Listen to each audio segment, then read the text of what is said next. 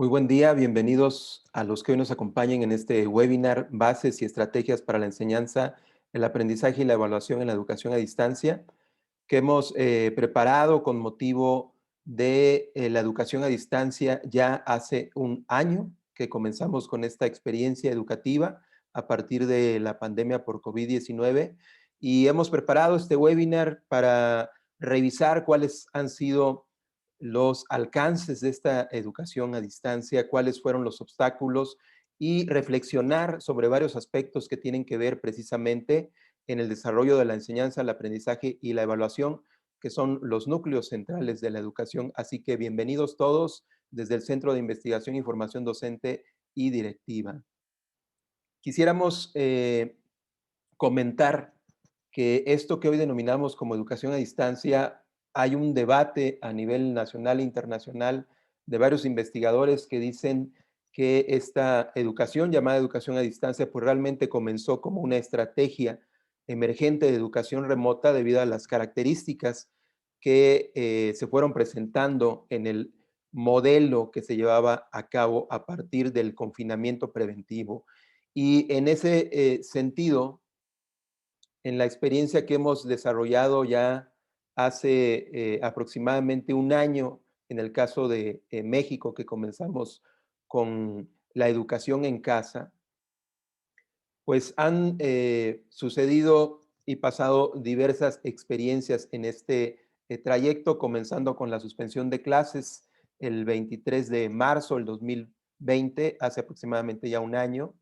con el acuerdo 020320 que redactó la Secretaría de Educación Pública y que para enfrentar aquello que pensábamos que iba a durar alrededor de 15 días o un mes de suspensión, pues se ha prolongado hasta cerca de un año. Para ello se instauró un Consejo Técnico Escolar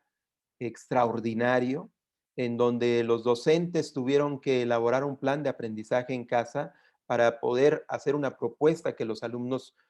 pudieran trabajar desde sus hogares, conjuntamente con el uso de libros de texto gratuito y algunas recomendaciones sobre materiales digitales, así como los diversos contextos que presentaban los alumnos en ese momento para este tipo de educación. Y de esta forma inició posteriormente la propuesta conocida hoy en día como Aprende en Casa, que es la Estrategia Nacional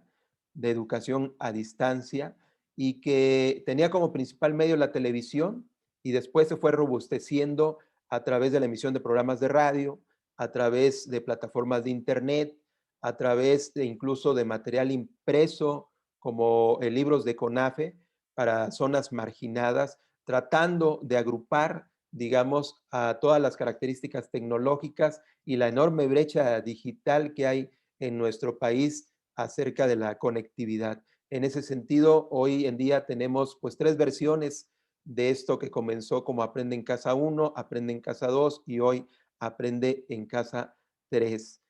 Y por supuesto, de la mano de esta propuesta estaba la intervención del docente,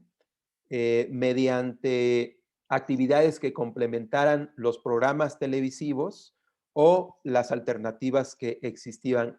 en ese momento, pero donde no llegaba la televisión, donde no se contaba con dispositivos electrónicos ni conectividad, pues los docentes tuvieron que desarrollar propuestas mediante perifoneos, por ejemplo, para comunicarse con los alumnos, mediante propuestas de fichas o guías de trabajo impresas que hacían llegar a sus alumnos en puntos céntricos de las localidades donde ellos estaban, en las tiendas, en la escuela, en fin, hubo incluso visitas domiciliarias a pesar del enorme riesgo que se tenía en ese momento, pero que de esa forma se aseguraba el poder tener contacto con los alumnos y poder garantizar la continuación de sus estudios. Posteriormente, o aunado a la par de Aprende en Casa, surgió el convenio con Google por la Educación, que es una plataforma con diversos recursos como los dominios o cuentas que se elaboraron, se gestaron para docentes, para los alumnos, para directivos, y de esa manera tener una alternativa para aquellas poblaciones de alumnos que contaran con dispositivos, computadoras y, por supuesto, conectividad. Lo que no se tenía en este panorama fue el enorme uso que existió acerca de las redes sociales por parte de docentes, alumnos y padres de familia. Es decir, en la que mayor uso tuvo fue el WhatsApp y que fue el elemento clave para establecer la comunicación entre el docente, los alumnos y, por supuesto, las familias de los alumnos. Y también las plataformas de videollamada que tuvieron un gran auge y que incluso hoy en día se conocen o se les nombra por algunos como la Zoom Educación, la Meet o la Teams Educación, porque eran sustantivas para poder desarrollar la enseñanza y el aprendizaje. A través de estas plataformas, el docente podía dar la clase a los alumnos y los alumnos podían tener contacto y comunicación, incluso pues intervenir en las propuestas de los docentes para desarrollar la enseñanza, el aprendizaje. Y también otra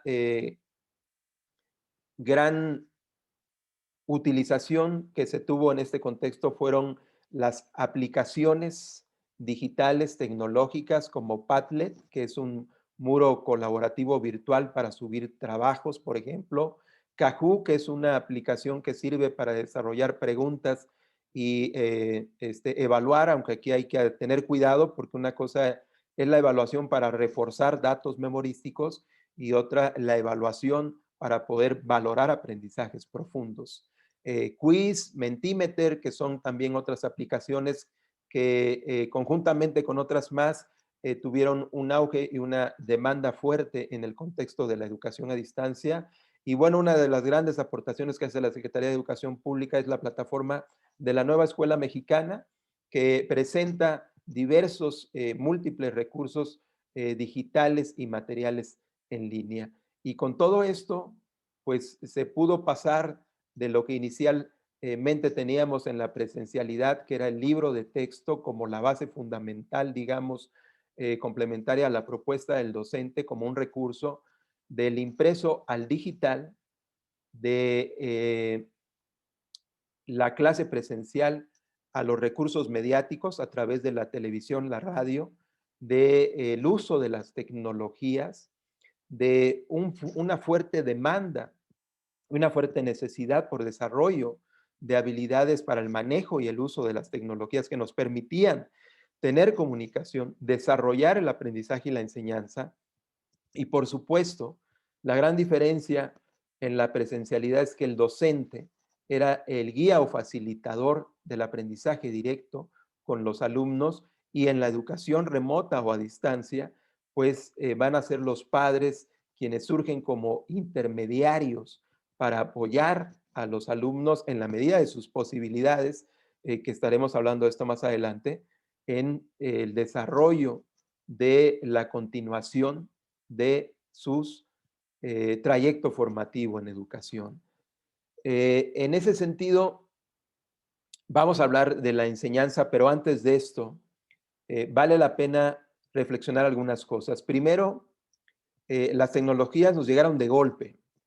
Fue una necesidad que tuvo que afrontarse en el contexto de la educación a distancia y esta disrupción que hubo de un modelo presencial a un modelo virtual a distancia u otros esquemas en la educación remota, pues conllevaron también la imperiosa necesidad de solicitar trabajos a los alumnos, de pedir evidencias sobre lo que hacía el docente como propuesta también con las familias y había una imperiosa necesidad en este sentido de ver que se estaba desarrollando la educación. Sin embargo, habría que preguntarnos, ¿estábamos más abocados a la construcción de evidencias, al uso de las tecnologías, a la comunicación con las familias sobre el posible impacto que habría que tener con el aprendizaje de los mismos? Es decir, esta disrupción estuvo quizás en una ruta mayor hacia esta evidencia de documentos y demanda que muchos padres, pues al inicio comentaban que era una saturación enorme de actividades hacia los hijos, pero quizás el pedir tantos trabajos e información no es similar o comparable al desarrollo de aprendizajes relevantes, significativos y duraderos. Ese es, digamos, uno de los grandes cuestionamientos que tenemos que hacer acá y que en ese sentido es, podríamos decir, uno de los costos que tuvo el que las tecnologías nos llegaran tan de repente y nos abocáramos quizás más a esta ruta que a lo que teníamos como un camino ya en rumbo hacia una formación más dada hacia la calidad que hacia la cantidad. Bueno, sobre esto estaremos abordando más adelante. ¿Y qué ocurrió en la enseñanza en esta enorme experiencia de educación a distancia o remota? ¿Qué fue lo que aprendimos y lo que tenemos que usar para tener bases sólidas y estrategias que posibiliten un mejor desarrollo de la educación, tanto en lo que hoy estamos viviendo a la distancia y lo que nos va a tocar enfrentar en el regreso a clases con modalidades mixtas o híbridas? La experiencia enseñó a los docentes, por ejemplo, que el diagnóstico, el conocimiento de los alumnos tenía que trascender de lo que originalmente era esta cuestión de los aspectos psicopedagógicos, estilos, ritmos de aprendizaje, el conocimiento del contexto de la escuela, el conocimiento de la familia, que tenía que sumarse a la identificación, por ejemplo,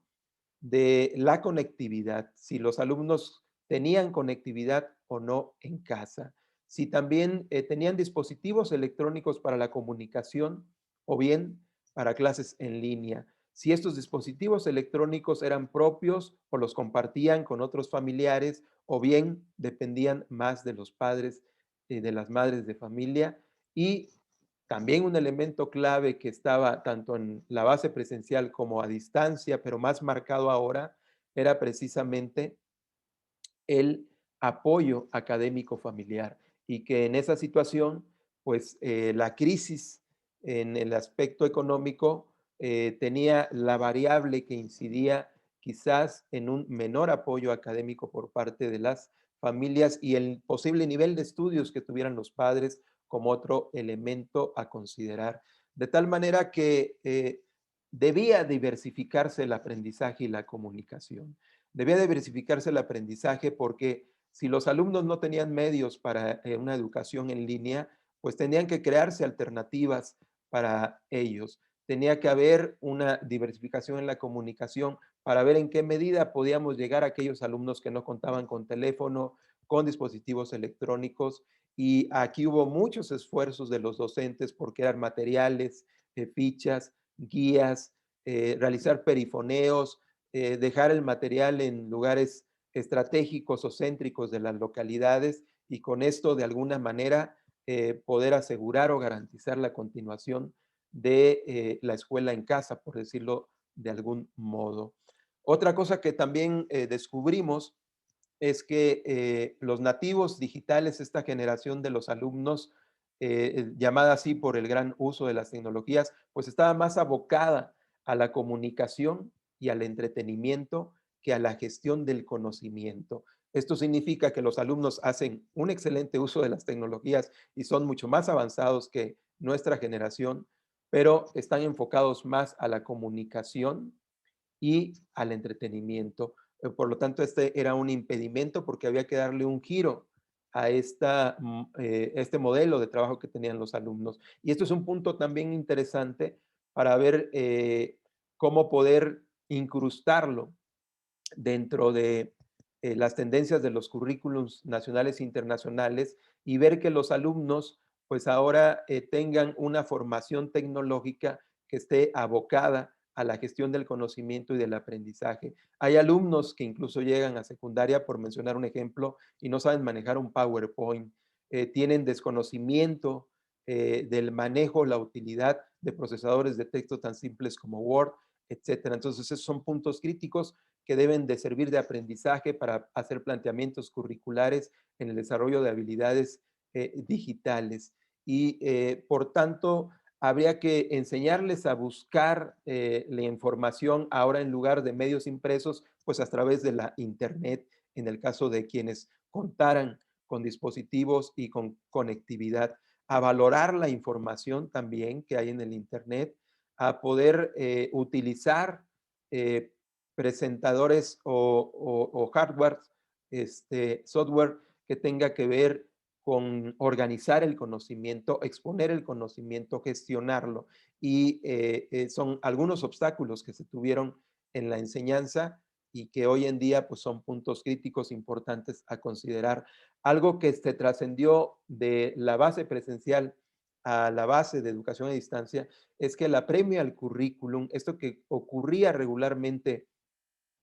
quizás menos marcado en la educación presencial, pues se traslada a la educación a distancia. Es decir, hay una premura muy marcada por el desarrollo de aprendizajes del currículum y que habría que decir que este currículum que se trasladó a la base de la educación a distancia son aprendizajes y contenidos que fueron concebidos para una educación presencial, por lo cual pues sería demasiada fricción querer abarcar el currículum que originalmente está creado y tiene, digamos, estas características para una educación presencial, para un ambiente presencial, a lo que es una educación a distancia. Y debía entonces priorizarse e incluso algunos estudiosos, investigadores sobre este tema, pues dicen que también el aprendizaje debe tener que volverse más lento, es decir, tiene que haber una ralentización de la enseñanza y el aprendizaje, sobre todo relacionado a lo que tiene que ver con el desarrollo psicoevolutivo de los alumnos. Hoy, precisamente en la guía del Consejo Técnico Escolar, la sexta sesión, hay un autor, Boris, que hay un video que les lo verán seguramente acerca de el dolor es inevitable, pero el sufrimiento es opcional, se titula, y que nos dice que muchos modelos educativos como Finlandia, que es uno de los que sobresalen en las evaluaciones internacionales, han decidido que la enseñanza de la lectoescritura se lleve hasta años posteriores, como los 7 años, a diferencia de otros modelos, y que también están muy abocados a un desarrollo integral a profundidad sobre artes, sobre desarrollo socioemocional, sobre educación física, que también vamos a estar comentando en estos aspectos. Así que de esta manera también vemos cómo ha habido grandes impactos en el desarrollo socioemocional de los alumnos, de los docentes, de las familias, y que esto pues tiene que ver con el estado anímico y la motivación para el aprendizaje. La situación económica, la crisis, ha afectado de manera, digamos, aguda a los aspectos socioemocionales, no solo de alumnos y familias, sino también de docentes, y que en dicho sentido, eh, tenemos que considerar pues esto que recomiendan los investigadores, los autores sobre el desarrollo integral de los alumnos y ver y mirar estas áreas que están en el currículum, en el componente de desarrollo personal y social como una primera línea de acción para la atención socioemocional y que hay mucha investigación actualmente acerca de las neurociencias que nos hablan de los grandes aportes que tienen estas áreas del currículum. En el caso de las artes, por ejemplo, que el enfoque menciona acerca de la apreciación y expresión, perdón, artística, que sirve como un catalizador, por ejemplo, pues de las diversas situaciones que pueden estar afectando los aspectos emocionales de los alumnos. En el caso de la educación socioemocional, que a partir del nuevo Plan y Programa de Estudio de 2017 se establece como una nueva área innovadora y que tiene grandes aportes para el desarrollo integral, así como la educación física, que también constituye pues todo un modelo que de alguna manera aporta para la atención emocional de los alumnos. Hay mucha investigación, yo les voy a recomendar a un autor que está teniendo mucho auge internacional, él es español, David Bueno, y que tiene dos libros interesantes, quizás ya lo conozcan porque se ha agotado aquí en México sus obras, es La cerebroflexia y Neurociencia para Educadores, y que nos habla, por ejemplo, del caso de la música en las artes, que se desarrolla en el mismo lugar donde se desarrolla el lenguaje, y que incluso pues la música tiene elementos relacionados con aspectos académicos, como son las matemáticas, por ejemplo, y que hay una riqueza importante en este desarrollo integral de los alumnos a través de estas áreas del currículum. La gran pregunta que tendríamos que hacer aquí es qué tipo de planteamientos estamos haciendo en la educación a distancia, cómo estamos trabajando estas áreas. Las estamos viendo desde una formación académica, donde estamos pidiendo cuestiones cognitivas, o realmente le estamos dando el enfoque que merecen, que es un enfoque práctico lúdico, y que en ese sentido, tipo de enfoques son, digamos, con una riqueza pedagógica más ad hoc a una educación a distancia, porque el maestro de educación física, por ejemplo, puede hacer un modelaje a través de videos, y eso posibilita que el alumno se active y que el movimiento tiene impactos a nivel cerebral, como menciona este autor. En fin, entonces la gran pregunta es cómo tenemos que mirar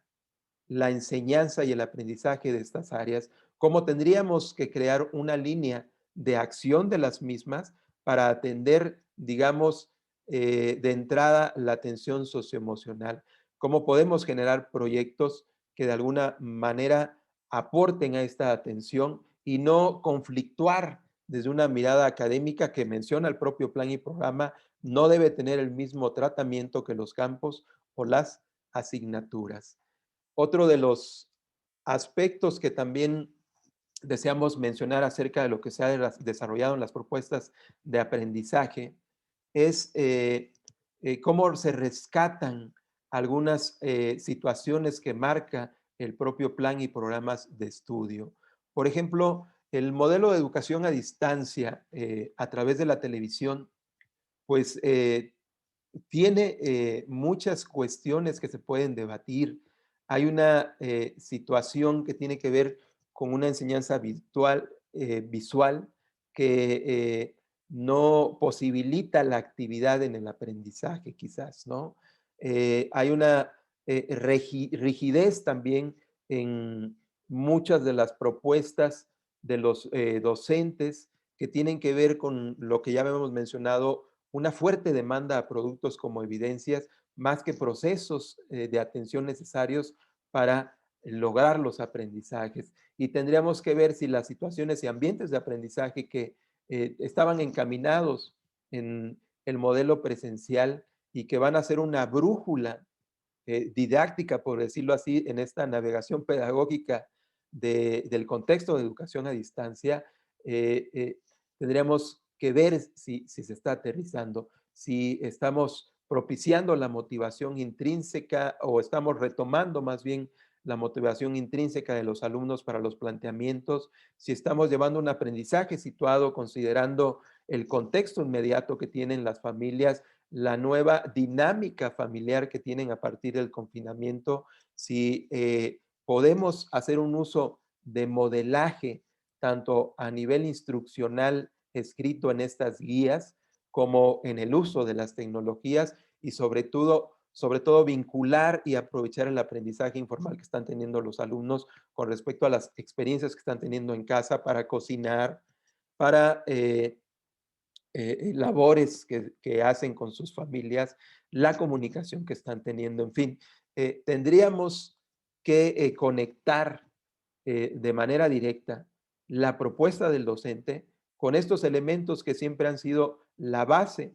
de estos principios pedagógicos, la base de los enfoques pedagógicos y didácticos, y que están marcados dentro del propio perfil de egreso que vamos a también plantear algunas cosas para reflexionar en torno al aprendizaje. Por ejemplo, cómo las propuestas que se han desarrollado de los docentes eh, impactan en el desarrollo del pensamiento crítico y complejo, que hoy en día tiene un auge importante el paradigma de la complejidad de Edgar Morin, para ver que la propuesta de aprendizaje del docente pues no sea individualizada o dividida en el modelo curricular, sino más bien que sea integradora. Es decir, que a través de la propuesta pueda verse de modo directo a las matemáticas, al español, a la geografía y demás, y no en forma individualizada o separada. Estas son preguntas que deseamos nosotros plantear, si estamos aportando al pensamiento creativo de los alumnos, si estamos logrando con las propuestas que haya autonomía y responsabilidad en el aprendizaje, o estamos de alguna manera haciendo que nuestra propuesta limite su autonomía y dé más responsabilidad a los padres, por ejemplo, que al propio alumno. Que estos son base de los rasgos del perfil de egreso que están marcados en el plan y programa de estudio. Otros, si la memoria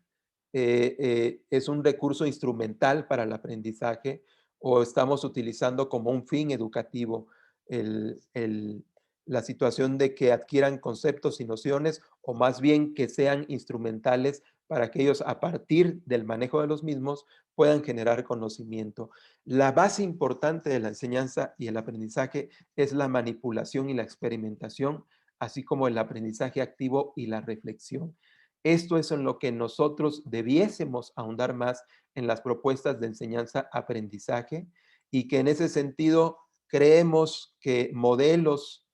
eh, como proyectos que vamos a comentar pueden tener un impacto mayor.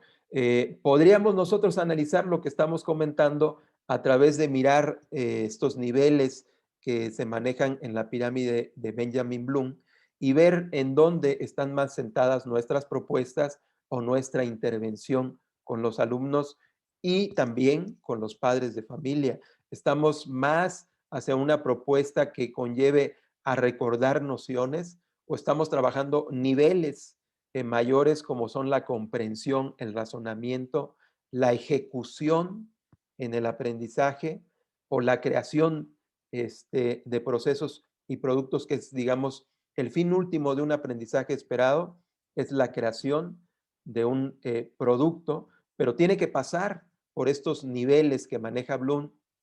que maneja Stiggins y que son la información teórica necesaria como base del razonamiento que hay que hacer para aplicar o ejecutar, ensayar y poder desarrollar una propuesta. ¿En qué nivel estamos nosotros imperando más en el modelo de educación a distancia con nuestros alumnos? ¿En qué nivel de la pirámide consideran ustedes que se están abocando más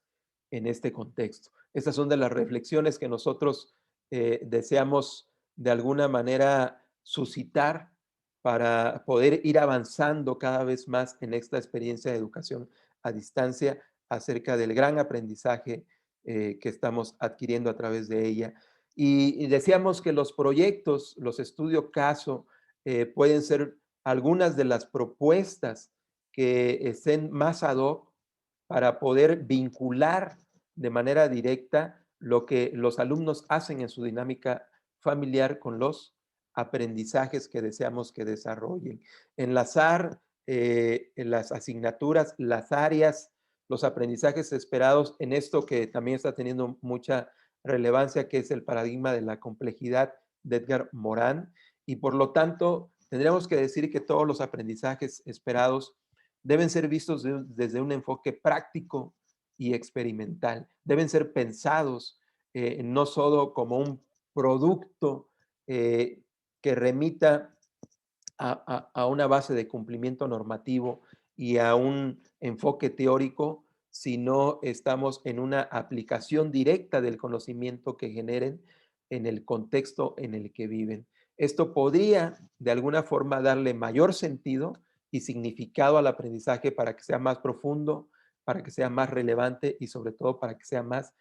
duradero. Por supuesto, no es fácil generar este tipo de proyectos cotidianos, pero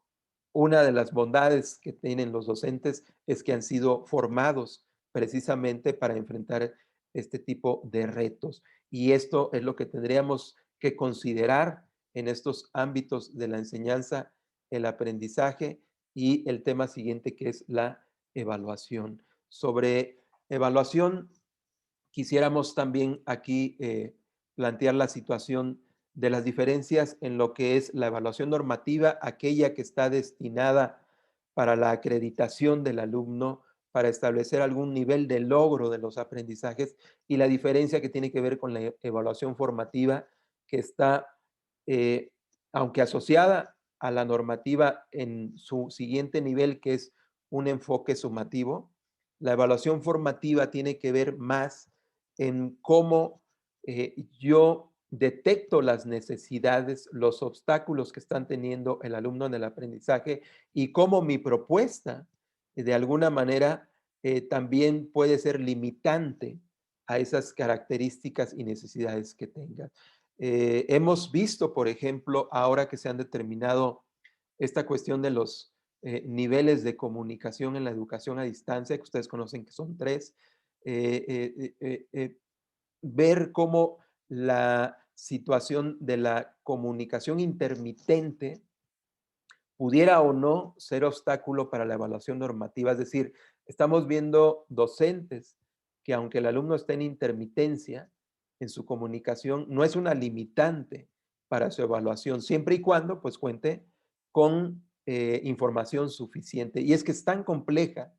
la educación a distancia y remota, hay tantos situaciones que se dan entre alumnos y maestros, que aunque no haya comunicación constante a través de diversos medios, eso no significa que el alumno no participe a través de una propuesta que el docente le haga llegar a su hogar y la entregue posteriormente. En ese sentido, pues esto es lo que conlleva la evaluación normativa y que pudiéramos estar más abocados a esta parte que a la evaluación formativa, que a ver de qué manera nosotros podemos incidir con una retroalimentación que apoye al logro de aprendizajes en los alumnos y que tenemos que analizar precisamente qué está sucediendo en estas dos miradas. Algo de lo que vemos también que se recomienda mucho en la educación a distancia es la autoevaluación, dentro de las modalidades que existen, que es la coevaluación o la heteroevaluación, y que esta modalidad permite que el alumno sea más consciente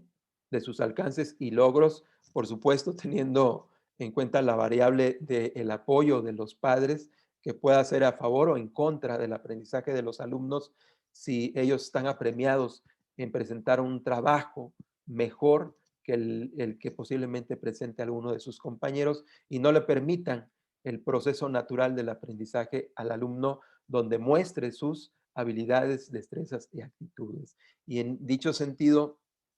la autoevaluación pues es un modelo más ad hoc para lograr la autonomía en el aprendizaje, que los alumnos reflexionen sobre sus procesos metacognitivos, es decir, qué estrategia desarrollaron para poder gestar el conocimiento, para poder establecer cuáles fueron aquellos pasos que dieron y cómo pueden mejorarlos a partir de esta reflexión y este diálogo que tiene que darse en esta educación que hoy decimos es de modo más personalizado. Habría que también reflexionar sobre los productos en esta evaluación, si están siendo de mayor peso contra mirar los procesos, el desarrollo de habilidades y actitudes, o solo nos estamos quedando mirando en sí al producto como evidencia para sentar una calificación, o tendríamos que ver más a los procesos, el desarrollo de habilidades y actitudes y generar un modelo de evaluación que permita ver el avance en estos elementos para poder nosotros incidir de mejor manera en el desarrollo de los mismos. Sobre estos, pues son algunos de los aspectos que deseamos nosotros compartir con ustedes en estas reflexiones y que tendríamos que decir que a partir de todo esto hay un cambio enorme de lo que se venía planeando en el rumbo de la educación y que ha venido a simbrar precisamente muchas de las líneas que se tenían pensadas acerca de los modelos educativos, acerca de la formación de los docentes y que hay grandes discusiones para empezar a trabajar lo que serían modelos curriculares híbridos, eh, trabajar más en la propuesta de las habilidades blandas, es decir, el desarrollo de las áreas el enfoque humanístico, las artes, la educación socioemocional, la educación física, con gran impacto y complementariedad a la formación integral de los alumnos en la parte académica y que al final de todo esto, sin lugar a dudas, vemos que se han dado grandes saltos en el manejo y uso de las tecnologías, pero que tendríamos que preguntarnos cuáles han sido los avances en el impacto del uso de las mismas para el aprendizaje de los alumnos. ¿Ha habido un avance en el impacto del aprendizaje o en qué condición nos encontramos? Estos son algunos de los aspectos que deseamos comentar en este webinar, en esta presentación, y les vamos a dejar enlaces para que si les interesa la presentación la puedan obtener y la bibliografía sobre lo que aquí hemos comentado. Deseamos que sirva la reflexión para seguir construyendo propuestas de mejora en la educación. Muchas felicidades por el esfuerzo, el reconocimiento a todos los docentes en este enorme reto de la educación a distancia y esperemos seguir contribuyendo para poder definir una mejor educación.